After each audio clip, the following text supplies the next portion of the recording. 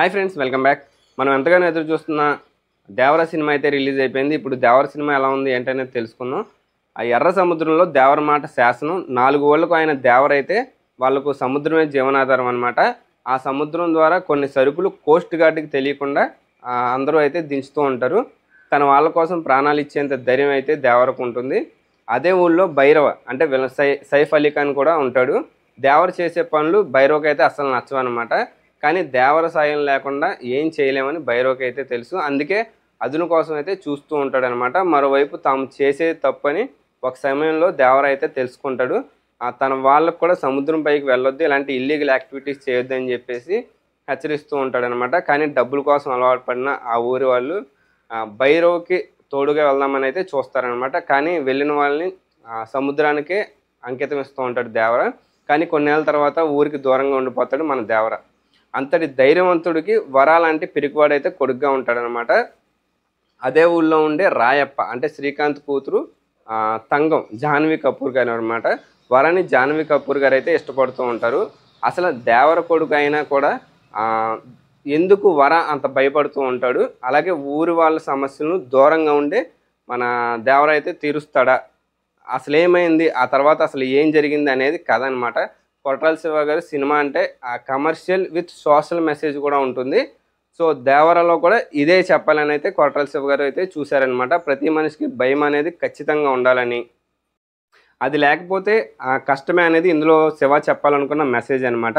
మనిషికి బ్రతికేంత ధైర్యం ఉంటే చాలు, చంపేంత ధైర్యం అవసరం లేదనేది దేవర కథ.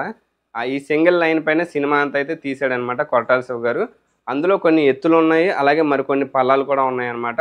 సినిమా మొదలవడమే చాలా సీరియస్గా అయితే మొదలవుతుంది. తొలి 20 నిమిషాల తర్వాత ఎంట్రీ ఇస్తారనమాట మన జూనియర్ ఎన్టీఆర్ గారు.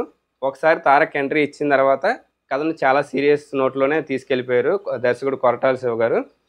ఇంటర్వెల్ వరకు కొంచెం స్లో నేరేషన్ ఉన్నా కానీ ప్రీ ఇంటర్వెల్ యాక్షన్ సీన్స్ మాత్రం అభిమానులకు కన్నుల పండగ అని చెప్పాలి. ఫస్ట్లో దేవర కథ చెప్పిన శివ రెండో సెకండ్ హాఫ్ మొత్తం కొడుకు వర కథతోనే నడిపించారనమాట. యాక్షన్ సీక్వెన్స్లు మరీ ముఖ్యంగా అండర్ వాటర్ సీక్వెన్స్లు చాలా బాగున్నాయి. అలాగే సెకండ్ హాఫ్ ఎక్కువగా కామెడీ మీద అయితే మన కొరటాల శివ గారు ఫోకస్ చేశారని చెప్పుకోవాలి. రెండో ఎన్టీఆర్ పాత్ర అంతా అలాగే రాసుకున్నారనమాట, కామెడీ జోనర్లోనే రాసుకున్నారు. జాహ్నవి క్యారెక్టర్ ఎంట్రీ ఇచ్చిన తర్వాత తారక్ జాహ్నవి మధ్య వచ్చే సీన్స్ కూడా చాలా బాగున్నాయి.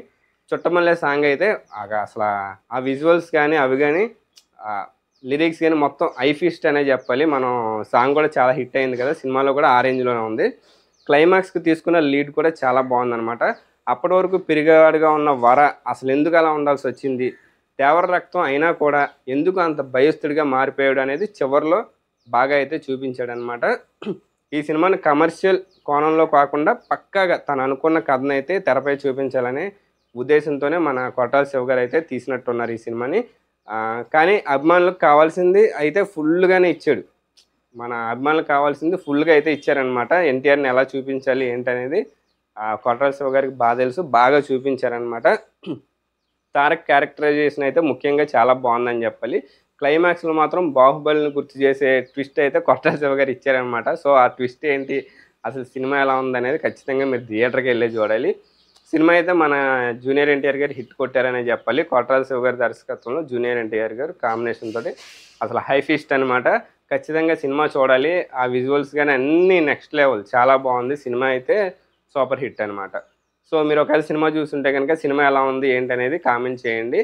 వీడియో నచ్చినట్టయితే లైక్ చేసి సబ్స్క్రైబ్ చేయండి. Thank you.